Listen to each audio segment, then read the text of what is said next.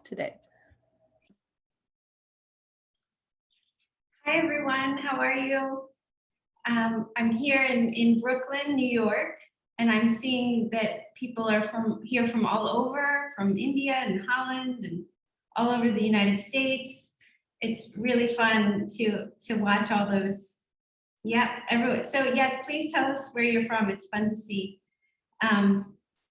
And yeah, for those of you who don't know me, I'm an artist, and is the big title, but within that umbrella, I write about drawing. I have books out about drawing things that you see and do every day.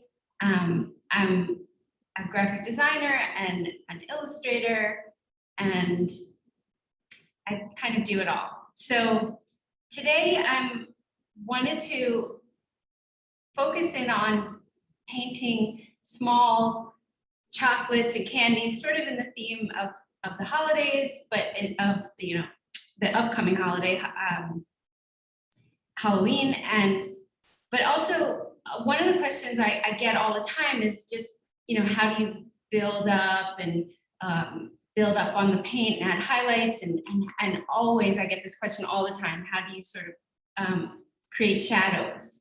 And so these small little items are perfect examples of, you can really sort of direct the light onto them and see the shadows. You can also look at light and shading really clearly because it's sort of one solid object. The ones that I've chosen to draw today are pretty simple: square chocolates. I have some Rolos that are round.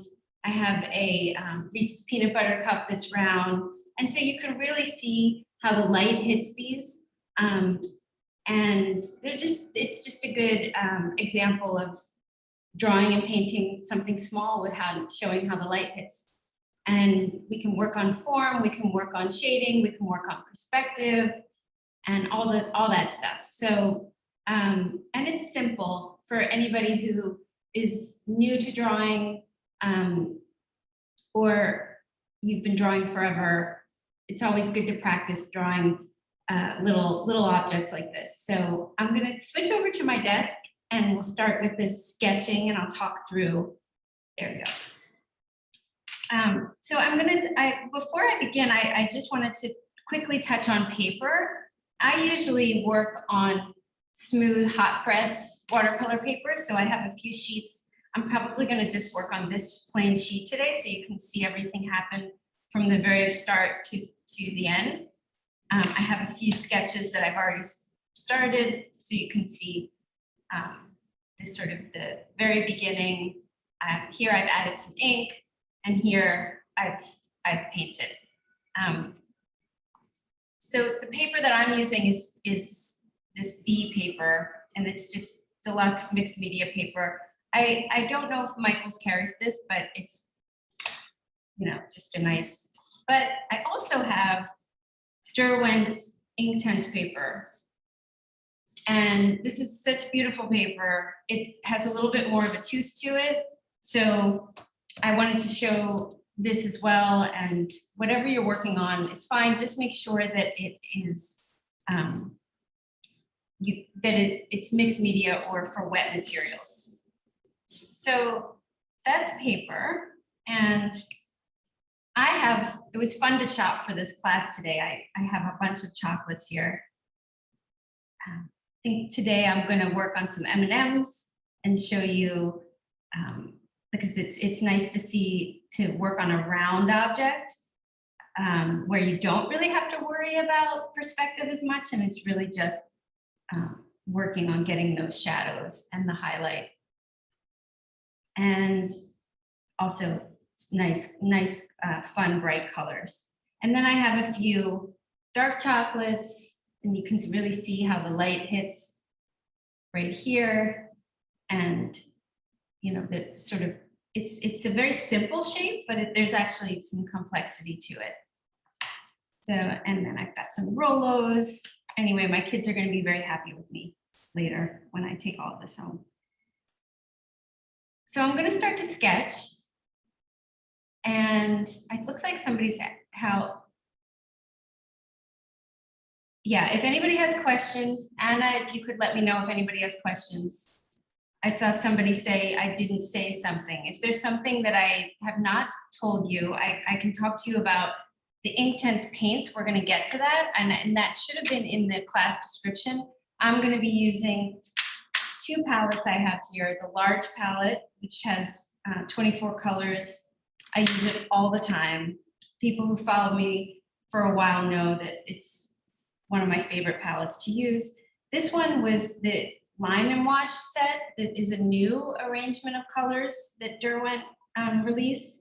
And I pulled this one out because there's a few browns. So it's nice to add those into the mix here. If you are using Inktense colored pencils, that will work great as well. So you don't have to use the paints, but that's what I'm going to be using today. So, and I'm working with a 2B or 3B pencil. These are Derwent, they're great pencils, but anything you have will work for sketching. I usually use a 2B or a 3B just because I prefer a softer graphite. So I'm going to start to sketch, and I wanted to talk about perspective. And even if you're drawing, you know, a tiny little chocolate, depending on, you know, what angle you decide to draw it at, there is going to be some perspective involved. So you see the sides and the top. And so perspective really is just any three-dimensional shape. It gets smaller as it goes back into space. And you might think of this as more important to consider when you're drawing a house or a building, but it actually is important for even the smallest objects. So I can show you here. I'm going to be drawing this one first. So, you know, it's just a square. You can sketch this however you want. There's really no rules. If you want it to look like I'm exaggerating this perspective here. So basically what would happen is these lines would go back into space and meet at a vanishing point. And the same thing would happen if I were to draw the side.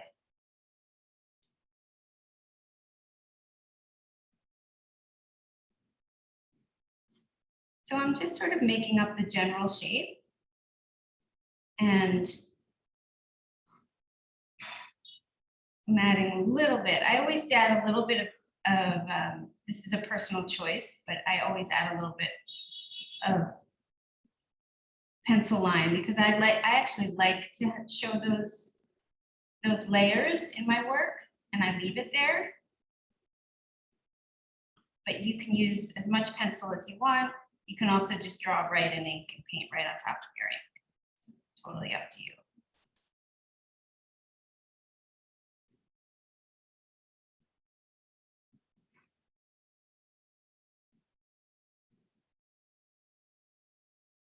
So there's one. Let's see, I'm going to draw some M&Ms.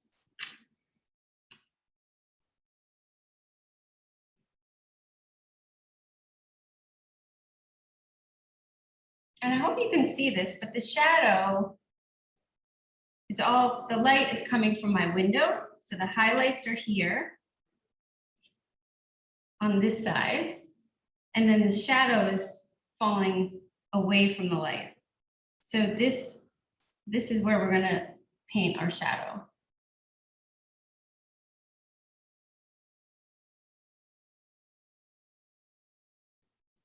Same thing with the M&Ms.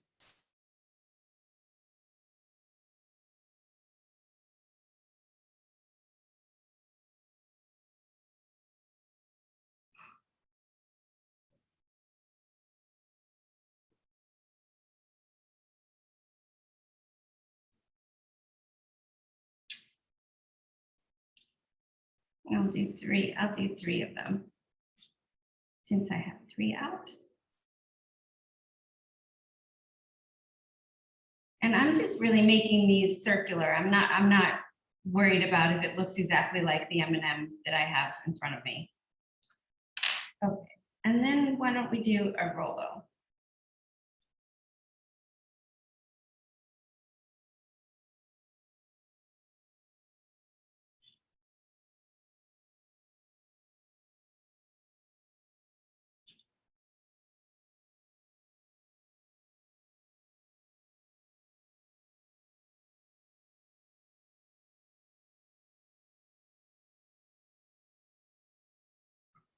Does anybody have any questions?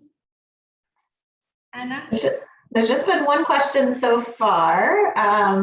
Someone was curious if you're enjoying getting to travel a bit and hold live workshops and sessions. Oh, I am. And I'm planning a few for my kids' book. So it's so nice that bookstores are starting to do things in person. And yeah, I mean, I'm cautious, but I'm really happy that things are starting to.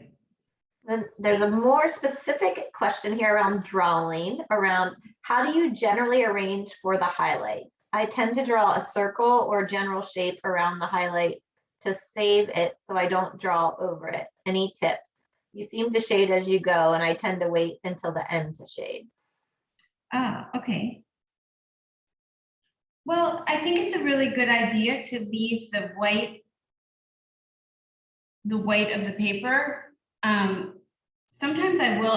I think this is what this person said in the question. I will leave like a little sort of circle or a plate so I know where it is, and that's also a style choice. I don't have like a really clear or I don't have a hard and fast rule or process.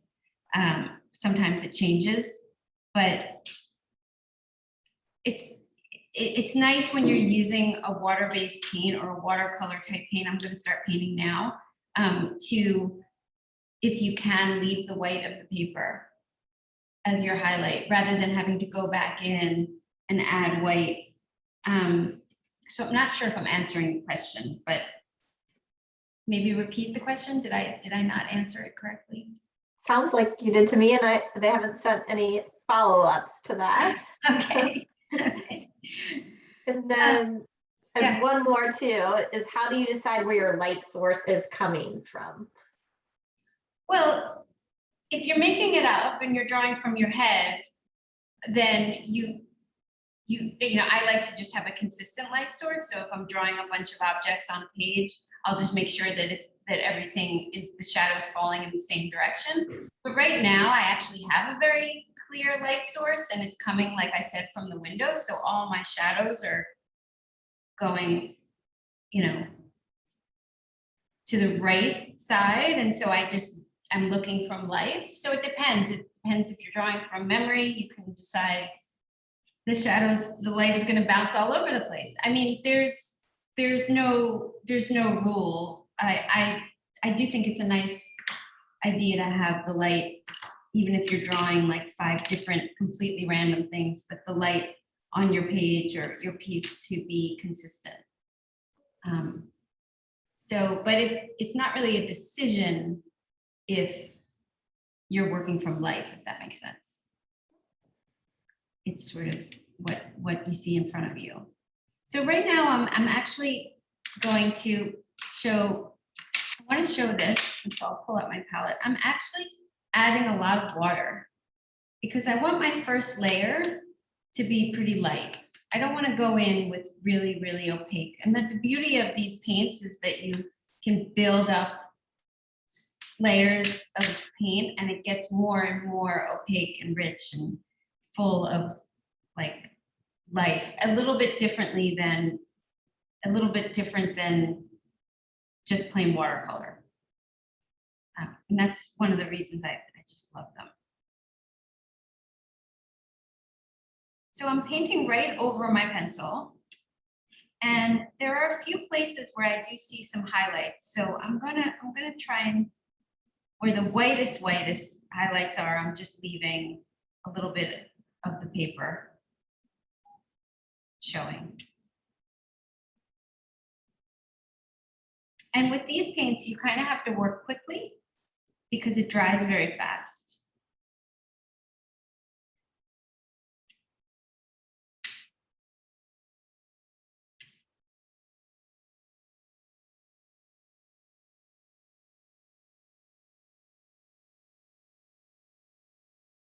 I do really like to show that anybody, I mean, no matter how much drawing experience you have, if you start playing around with the washes of color, and even if it's wonky perspective and your where it's a deliberate style that you're going for, to have your drawings be, you know, caricatures of what you're drawing, or even abstract. It's nice to just see, and what I want to share and really emphasize is the building of color and layers, and how as you build, it comes to life. It doesn't look like much at first, and then it just starts to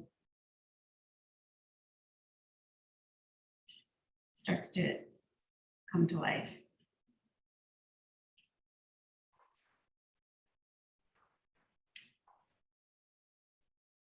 Sometimes when I'm painting with Inktense, it's 20 layers before I am finished. Samantha, someone asked, do you have a preference of using Derwent Inktense paint versus the regular watercolor paint? Well, do I have a preference? It depends. I mean, lately I've been really using the Inktense paints a lot. Once you get used to them, and you sort of see the subtle differences between them and watercolor, you know, it's just nice to keep going with it. It's not that I prefer them. I love my watercolors, but I just really am enjoying sort of, you know, in my own way, mastering them, I guess, or whatever you want to say. I mean, I'm not a master, but like, just keep going with it. It's just so satisfying. So I don't know. I don't want to abandon my watercolors or make it seem like I've, you know, but I really do love these paints. The problem is too, there is a, this is when it gets hard. I'm trying to talk and paint at the same time. There is a somewhat of a limited palette, you know. And I was excited when you released this new set, because I was like, oh, there's some more colors. But they mix just like any other paints. And you know, I always say you don't need a ton of colors. You need primaries and a few others. So you can always mix. But there are some watercolors that I just love. You know, colors that you don't get in the Derwent palettes. And the nice thing is you can use them together. You don't have to, like, if I wanted to add a little bit of watercolor to this right now, I could.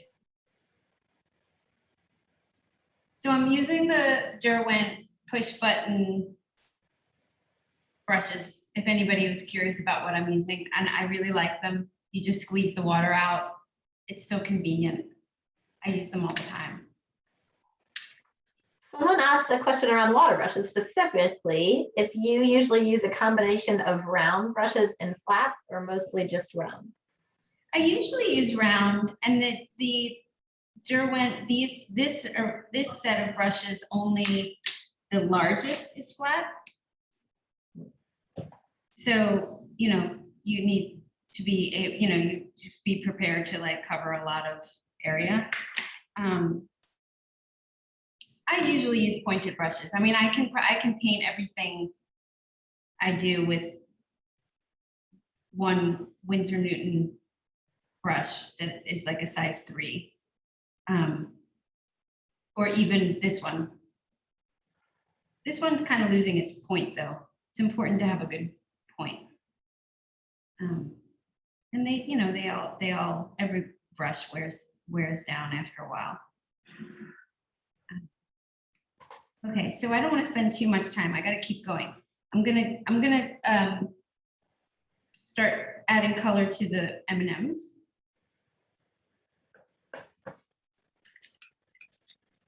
And I want to get to those shadows. So as you can see, I left the white of the paper in a few spots here. And I'm going to keep adding to this because there's so much more. And as you can see, this is very dark and I've only just begun here. So depends sort of how dark I want to get it, but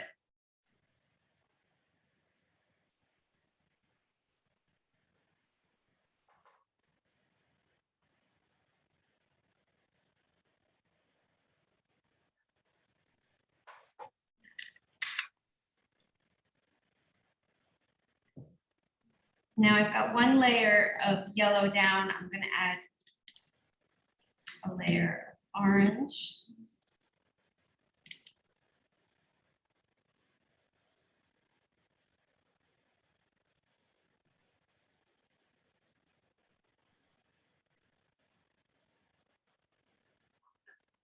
Samantha, I don't know if it's possible. People are curious of which colors you're using, so I don't know. Yeah. Yeah, maybe I can have that in here. Is that helpful? Yeah, they're so interested to see what you dip into. Yeah, I know. It's hard to get it all in the frame. And I also want to have the camera close enough so you can see what I'm doing. Right. So I'm mixing this bright orange and mango. The colors represented here are a little bit off. But I'm mixing them because mango is a little bit too white, or not white, yellow. I need it a little bit redder. And there's another question that said, as a follower, you usually use ink first. Any specific reason you didn't today? Yeah, I really wanted to focus on the paint. I don't always use ink first lately. I've been trying to sort of just go right to paint. So here's an example of how I added ink first. And the nice thing is when it dries, you can add ink. So if I want to get the really dark corners and really emphasize the corners, I can go in with ink even now or towards the end. So it's not to say I won't, but it's sometimes the pencil is enough for me. And so I actually don't, but the pencil is enough of a guide. And sometimes the ink can be like a little bit of a clutch, like a security blanket of, you know, outlining things first and filling it in. And I don't know, I like to mix it up if I can. And I also just, again, wanted to show the building of color using the paint.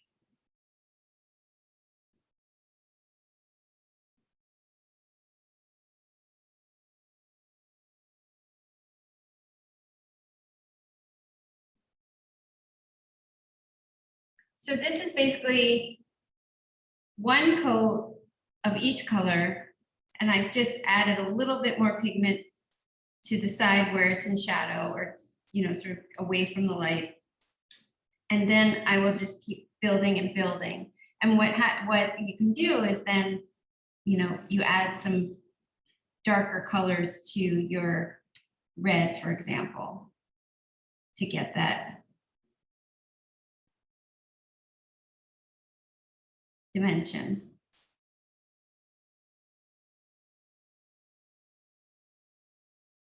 Sometimes I use my finger to blend.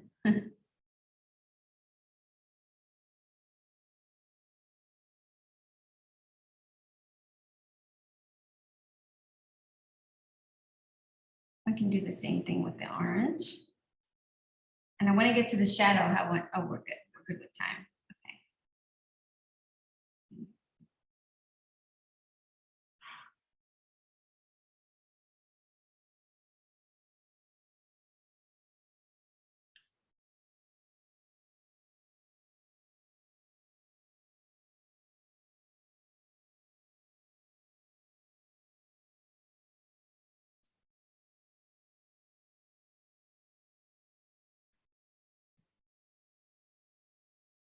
Did other people buy chocolates for this class? I'm curious if everybody has an arrangement of candy in front of them, or if they're just watching me.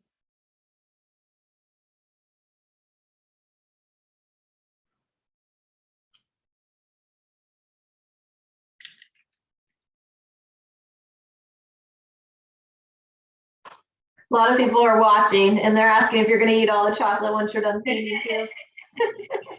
I will be eating some of it, but I also will be taking some home. Someone just said watching for now. I don't have the discipline of not eating the chocolates while I paint. It's really like, let's say you wanted to draw your pencil or a pen on the table, or even your coffee cup, or I'm looking around, you know, anything else.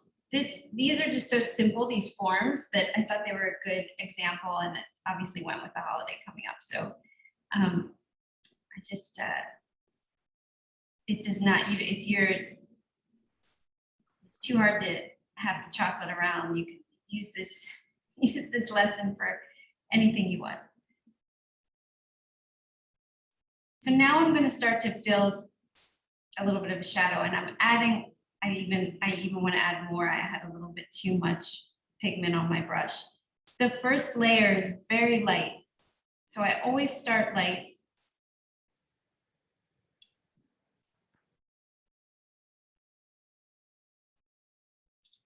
What color are you using for the shadow, Samantha? This is, yeah, sorry, it's just black. Okay. It's just black with a ton of water, so there's hardly any pigment. It's mostly water.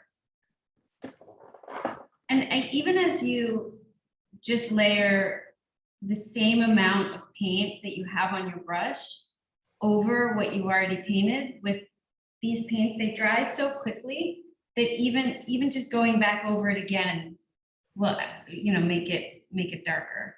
But I will do this pretty quickly. I will add, and it's delicate. You have to be careful. It takes some practice getting used to.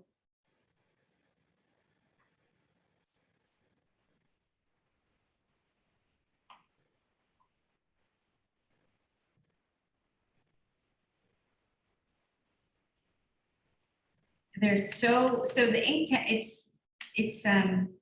they're very intense. The Inktense title is very accurate. So you just want to be really delicate with how much pigment you're adding.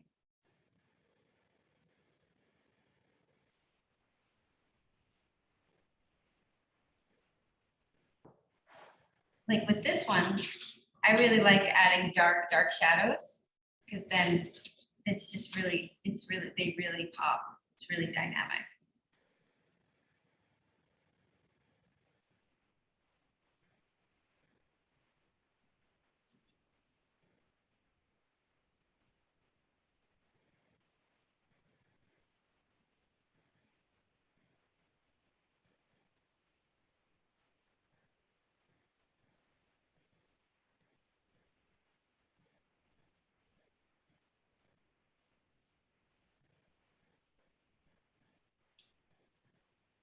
So now I'm going to add this shadow.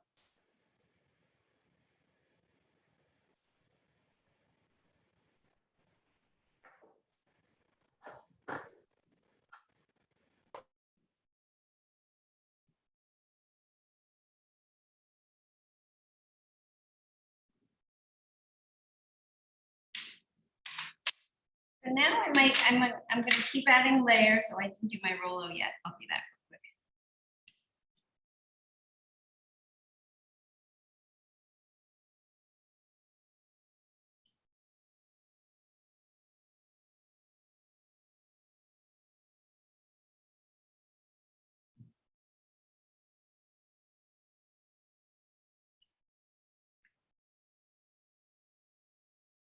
Right now I'm using natural brown, if anybody's curious.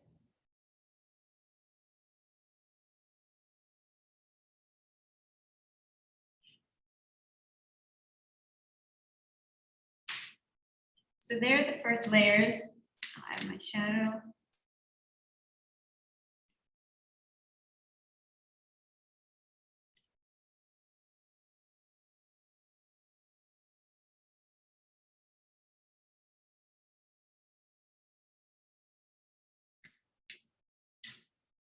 Just stressing again, you need to add a lot of water.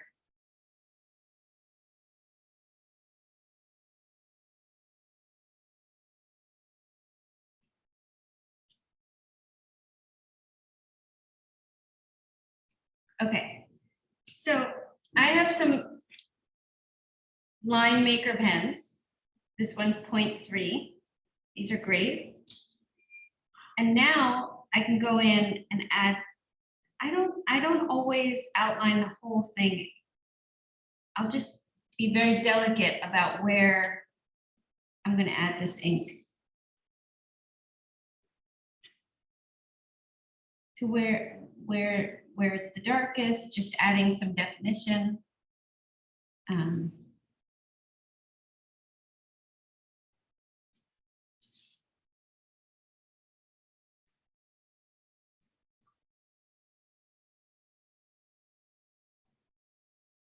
Gonna add some cross hatching if you want. I'm not gonna add too much because I just like the paints alone, just a little bit. Can everyone see that? I don't know if you can see it. It looks a little dark on my screen. Hopefully it's coming through okay.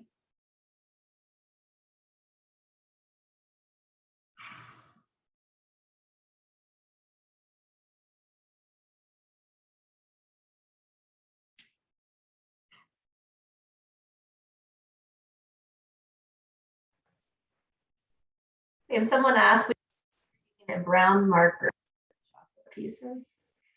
Sorry, what was that? Someone asked if you would consider using a brown marker with the chocolate pieces. Yeah, you can use a sepia pen, definitely. And I have some. Derwent makes a great. You guys. It makes up. Yeah. That's a very good idea. I always use black. It's just I don't think about using grays or the sepia very often, but I should. It's a very good point, and definitely a good idea.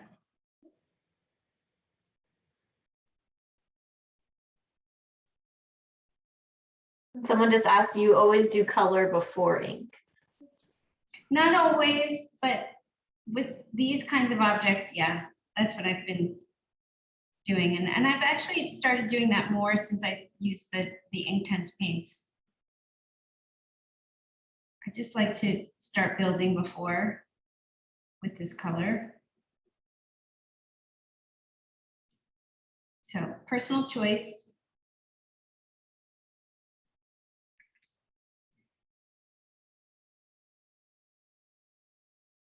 So you can see now I'm going in with a little bit more sort of more pigment and just a little bit more like intention, like thick paint. Now that I've sort of created most of the, I've got most of the idea down, like where it sort of falls in shadow and all that. I'm just building on it. That makes sense. Samantha, would you mind revisiting what paper you're using? Oh, sure. Right now I'm using B Paper Company. It's a mixed deluxe mixed media paper. It's really nice. I don't know if Michaels sells it, but it might. It's pretty easy to find. But I also have here, and I just happen to prefer to work on smooth paper. And I know that the Inktense paper comes smooth, but right now I only have the the cold press. This is the Inktense paper. And it's beautiful, thick, lovely paper.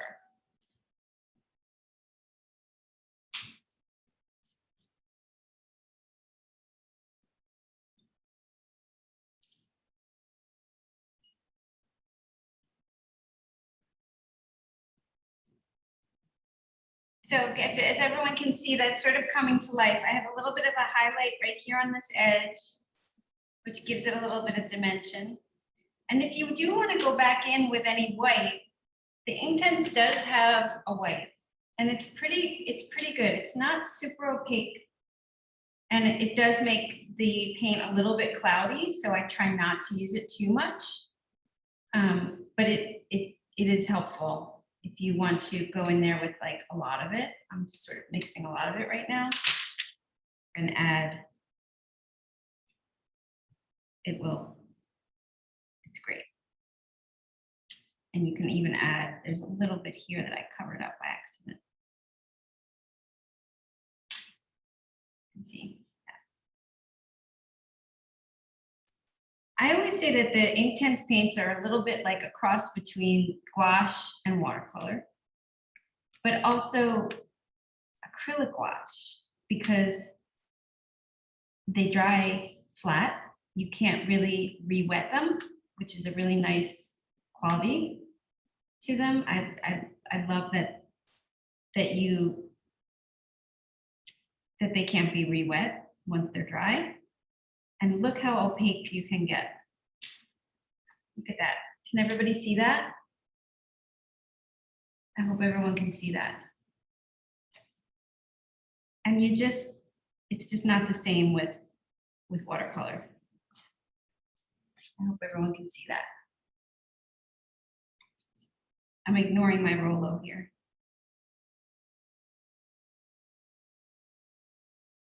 How much time do we have? Oh, we're good on time. So if anybody has questions, I'll just keep going and show really how it all just builds and builds. So yeah, Anna, feel free to read any questions if anybody has it.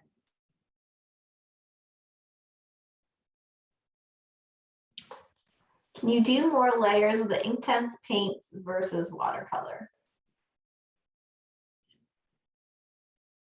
Yeah, I think so, because the watercolors, because they're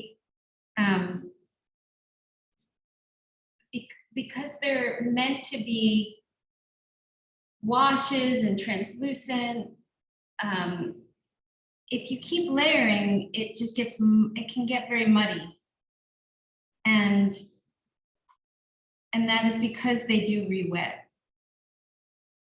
So at a certain point, you just sort of have to stop with the watercolor. Whereas with these, I just want to show one thing, because I feel like it's a very good example so people can see the difference. I've had this out. I don't know if anybody follows my Instagram, you might remember, but I painted some pumpkins. And you can't get that with watercolor. Do you see how rich the paint is and how much form there is there? It's very different, even though I can still get a beautiful wash in this sort of like leading area of washy paint that's similar to watercolor. So it's really, I find it's very, very different. I hope that helps. I've had a couple of questions around the Inktense pencils. If you were to use the pencils, would you use the same technique of building the color? Yeah. Would you wet them? Well, I don't use the pencils as much, so I can't say, but I mean, I'm happy to bring a few out if we have the time. We do have a little bit of time, and I'm happy to experiment with that if people really love the pencils. People I know, and I know that Derwent made the pencils far before the paints, right? So they're tried and true, and people love them. But I personally have always painted, so I went right with the paints, right to the paints, and then that's how I got to know you guys. Right. So I wish, I mean, I should experiment a little bit more with the pencils. I do love them, but what happens is I have them right here. So why don't we do a little experiment?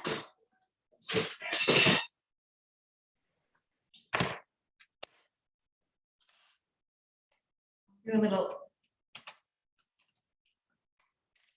M&M experiment. So let's see.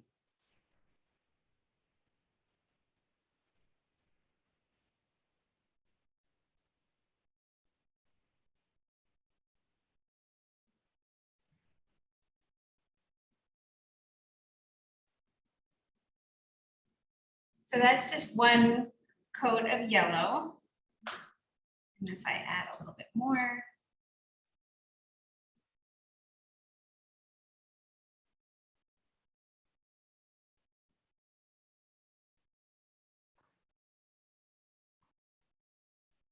The audience is appreciative you're doing this, Sam, so thank you. Oh yeah, good.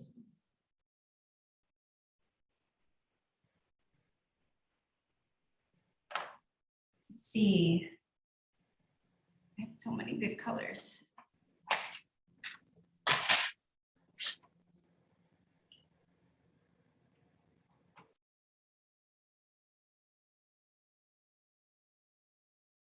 I'm adding a little bit of, I don't know if this is the best color choice, but it's like a little bit, it's called oak. See, on the M&M, it really gets very gray on one side where that shadow is.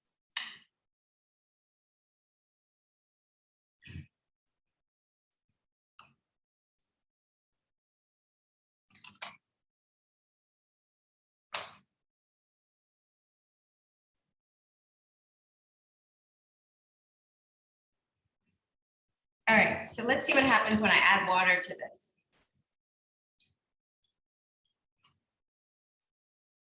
So I basically just layered 3 colors, and now I'm delicately adding water.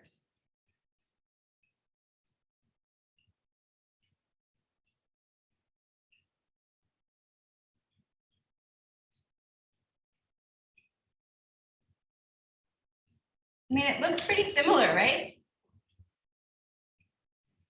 It's similar, the same pigments, they're just in pencil form as far as I understand. So let's see, I'll just add a little shadow.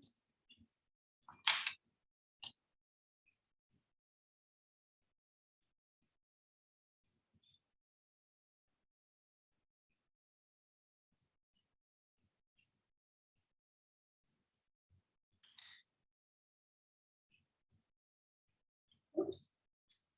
Still have yellow on my, you have to clean your, I'm using a rag, if anybody's curious. It's a rag where I'm just blotting the paint out of the brush.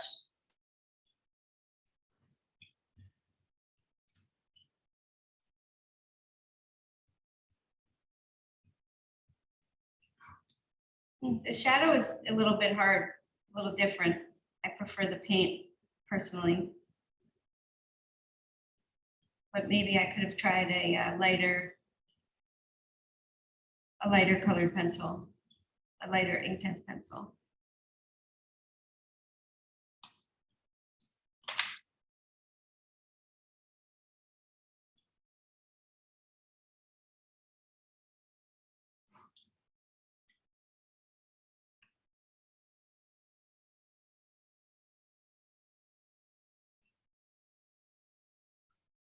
Anyway, that's somebody who's not a pro with the pencils. But I think it's pretty similar. I mean, it's nice to not even add water when you're working colored pencils. So it's up to you. And the beauty of working with the Inktense pencils is you don't have to add water. Is that right? Is that fair to say, Anna? Yes, it is. Yep.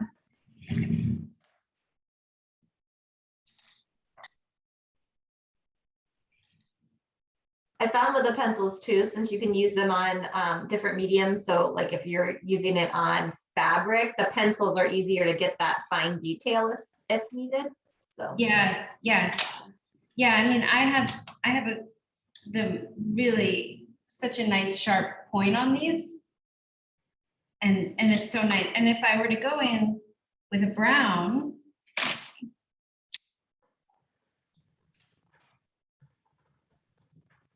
I can really add some of that dark right here with the pencils. So that's another thing to keep in mind is they all work together, and because it's the same pigment, just in a solid form, you can use them all together. You can just sort of build up and add some details with a pencil if that's what you prefer. It's also nice to see, and I don't know if you can see that maybe in the light. See how I have a little bit of cross hatching going on with the pencil? That's kind of nice too. And I know that they're, so go ahead. Someone asked what's the best sharpener to use for the pencils are. As a brand, I am just going to be completely honest that I'm not a huge fan of all of our sharpeners for this pencil in particular. Sam, I know you recommended a sharpener on a previous. Yeah, I have a Muji sharpener, and I think one of the last classes, it sort of, I think we like sold out of, Amazon sold out of them. It's Muji, the Japanese brand. I think it's Japanese. I hope it's Japanese. I hope I didn't say that. Misspeak there. And this pencil sharpener, it has like this spring system. So you sort of clamp it in, and then it is long. Sorry, I shouldn't speak as I'm sharpening. A long point sharpener. So it gives you that long point. Really nice. So this does work really well. Somebody asked if the Blackwing sharpener would work, and I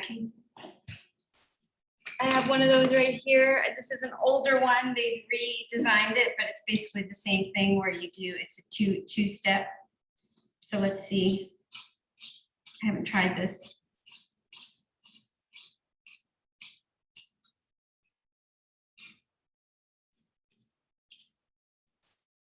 That's pretty good as well. I didn't go crazy in there. I probably would have gotten sharper, but so yeah. And I just in general, if you can see the distinction when you're purchasing a pencil sharpener, I always like long point.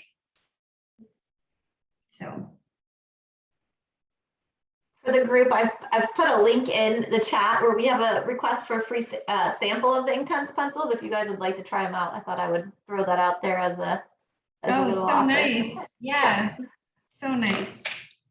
So yeah, I'm gonna add a little bit more pencil. Now I'm kind of into this layering the pencil on top. Maybe I'll do this more often. Just added some bright red to this.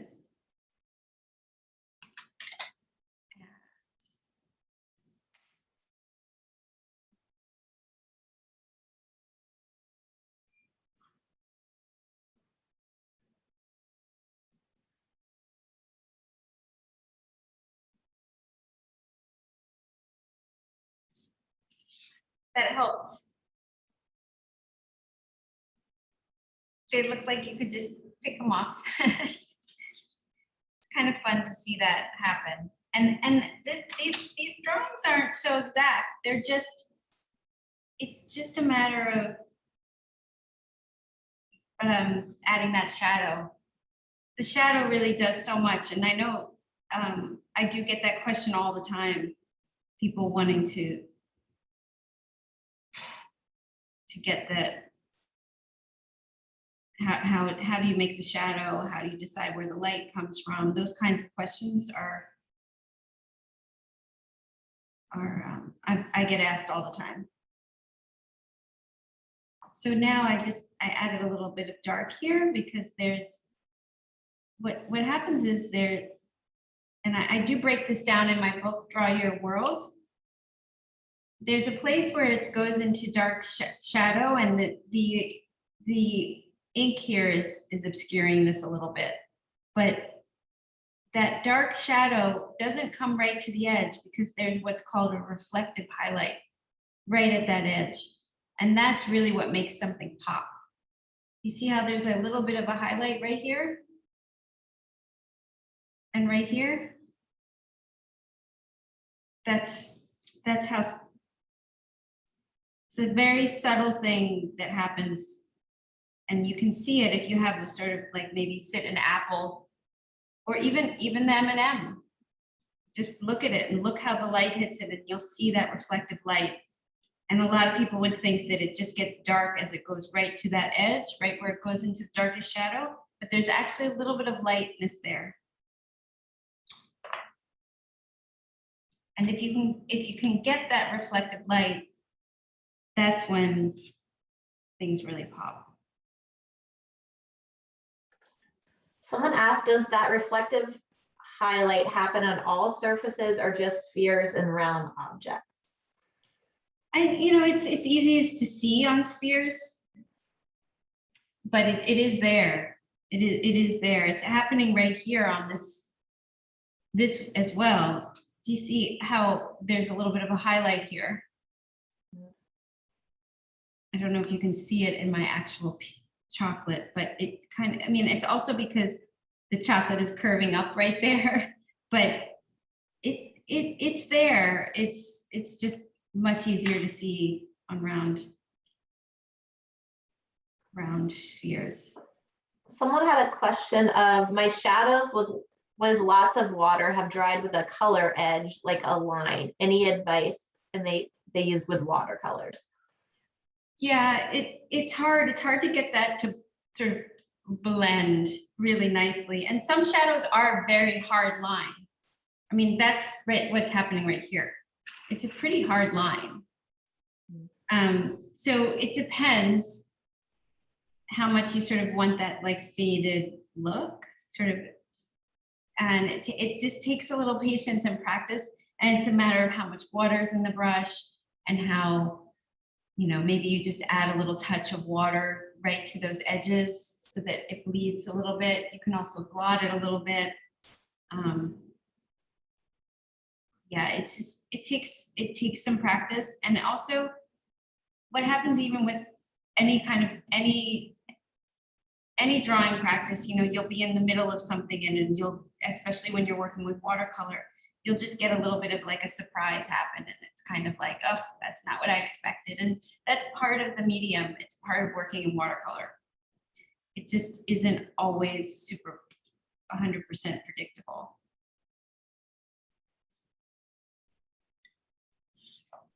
So I hope everyone can see how those look. I'm not a fan of my colored pencil one. It's a little wonky to me. I think the others are a little more successful. But that's because I don't use them very much. I think you're too critical. Well,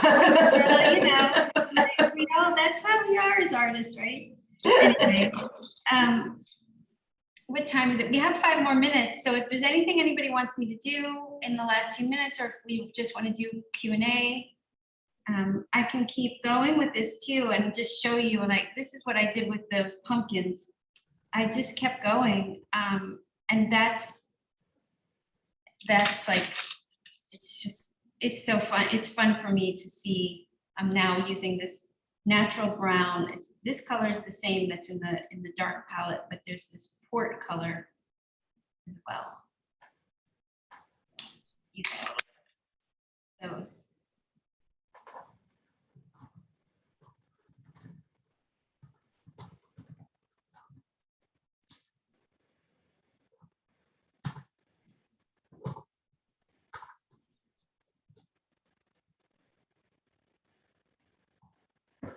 Okay, now the questions are flooding in. Hang on a second. Oh, good. Yeah, and I don't mind staying a few extra minutes, so See. whatever you have time for. Can Anna. you show the box of the colored pencils? Okay. And how do you do the mint green highlight on the Andy's candle or candy candle?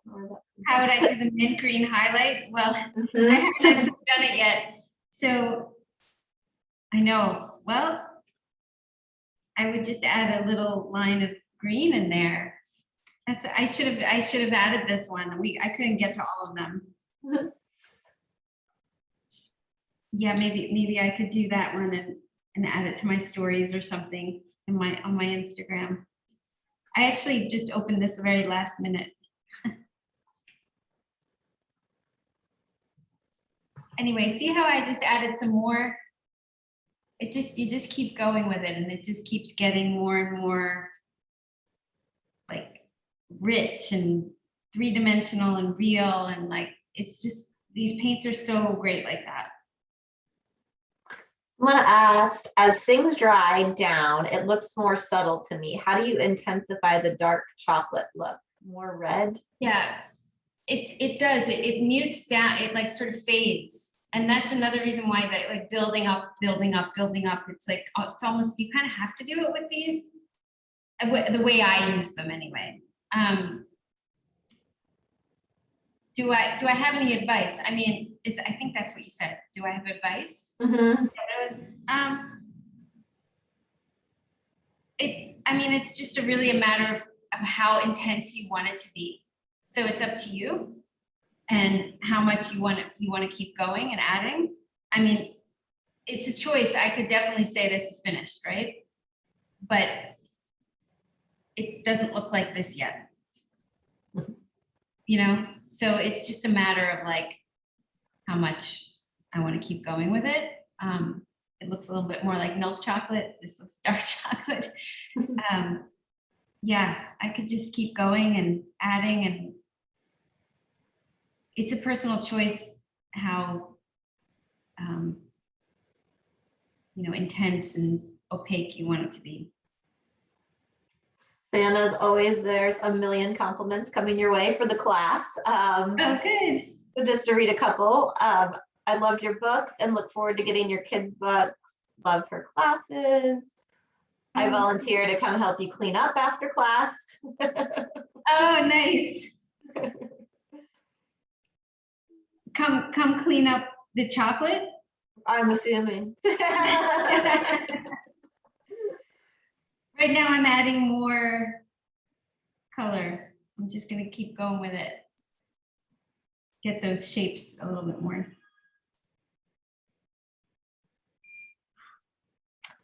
Someone has asked, can I see the name of the palette, the small one, so I can order it? Oh, yeah.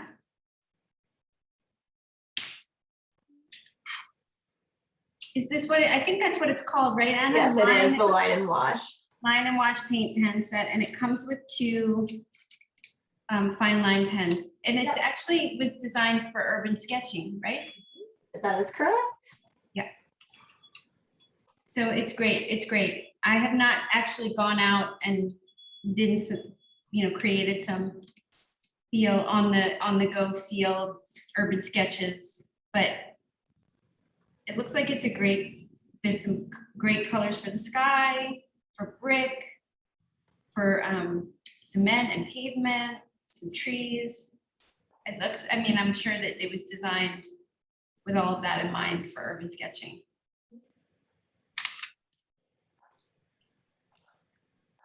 Any other questions?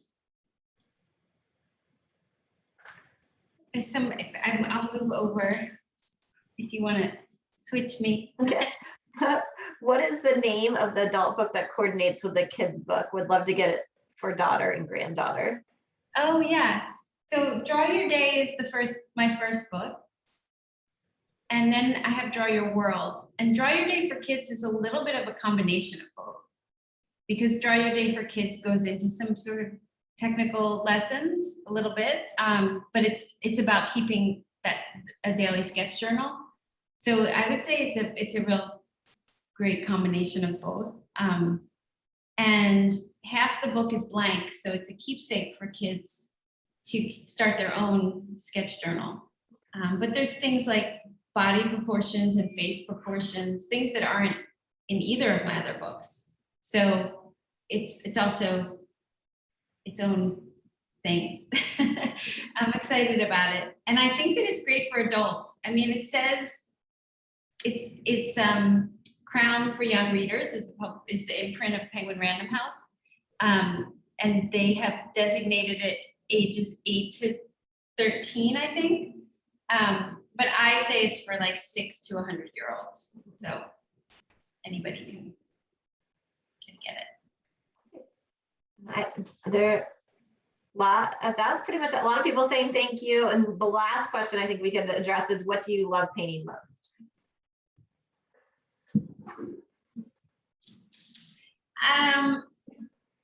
Probably animals. Animals and still lives. Because I love this like building of color and just getting into a meditative state and getting that roundness and the object perfect, and it becomes less.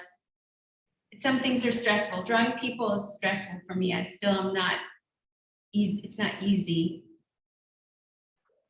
And so I hope that helps answer that question. Thank you so much, everyone. Yeah, I'm happy. If anybody has more, I'll hang out for another minute or two if anybody has more questions. And I'm sorry if I ruined anyone's diet today. There was a cute response to your answer of thank you. That was my 9-year-old daughter's question. She loves drawing animals most too. Oh, nice. Yeah, there's something about drawing a puppy that is. I don't do it all the time because I don't want to be like known to be like the puppy artist. I really could, or the artist who gets commissions to draw your pet. I'll take them, but I don't know if that's really what I want to be known for, but I do love it. I love it, and they make me so happy. And most of my work is just about finding joy and seeing beauty, and even on the hardest days, even on the most stressful days. So, and I live in New York City, and I'm not allowed to have animals in my building, and my son is allergic. So for all those reasons, when I see dogs outside, I'm like the neighborhood pet master. I run over to them, especially if it's a puppy, and I talk to the owner, and I just love them, and they just make me happy. So I need that therapy in my life. So I just stalk the local dog park and my friends at dogs, and so, yeah. Anyway, are there any more questions coming in? Or I haven't seen the chat. Kelly, if it's possible, I'd love to see the chat when we're done, if it's possible to save it. Yeah. Well, it's possible to say if you want to save it on your end, and then you can send it to Samantha, because there's just so many great compliments here, and you really should see it. Okay. And Kelly, all previous recordings are on michaels.com too, right? That's Samantha's, because she's had other classes as well. So some people have asked that and question. all of Samantha's old classes on michaels.com/past classes. I will drop a link now in the chat for everyone. And if you want to go to my website under classes and just scroll down below the Skillshare and the featured classes, there's a whole section of all my classes with Derwent. And I have 2 more coming up. One is on November 2nd or 7th. Yeah, That is what I think I had from Molly's email. I was just looking that up. Yes, that's the 7th. That's on Facebook for Blick with Blick. And then I have another one with Michael's coming up. That's December 7th. So November 2nd and December 7th. December 7th, we're going to be doing wrapping paper for the holidays. And that's totally different for me, and I'm super excited about it. We're using all the Inktense and all the Derwent materials, and we're going to make patterns and make our own wrapping paper. So that's on December 7th. So, and all the past classes are in that same section. So you just look there. So thank you, everyone. Thank you. See y'all. See you soon. Thanks so much. Just reach out to me if anybody wants to on Instagram. Bye. Bye. Bye.